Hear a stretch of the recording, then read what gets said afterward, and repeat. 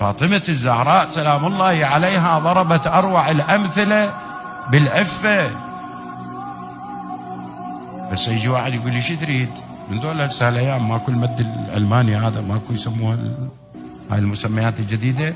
شو تريد تخلي المراه بشيس اسود؟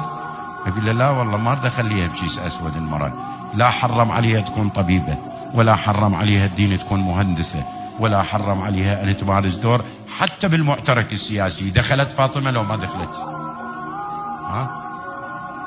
لكن اسمع، من دخلت بالمعترك السياسي. هسه اقرا لك هالنص وانت سمعه. لما اجمع امر القوم على غصب فاطمه فدكا وبلغها الخبر، ايش سوت؟ اسمع المفردات، اسمع المراحل اللي بدات بيها. لاثت خمارها على راسها واشتملت بجلبابها، وجاءت معلومه من حفدتها ونساء قومها. دخلت على أبي بكر وهو في حشد من المهاجرين والأنصار، فوضعت دونها ملاءة. مارست الدور السياسي لو ما مارست، بس مارستها بعفة، مارستها باحترام.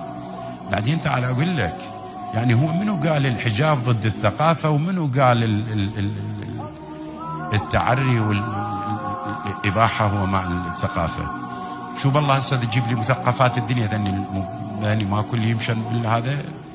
يعني تتوقع ذني قدر يجيب لنا فد مقطع واحد من خطبة فاطمة الزهراء، مقطع واحد من خطبة زينب سلام الله عليها؟ عمي الثقافة ما لها علاقة. الثقافة هي معرفة الشيء، أنه أنا معرف الشيء المناسب، أني أعرف موضع قدمي. الثقافة ترى المعرفة، في كلام أهل الدين يسموها المعرفة. المعرفة أني أعرف الأشياء، أضع الأمور في مكانها المناسب في نصابها. مو الثقافة أني أطلع جسد طالع وعاري.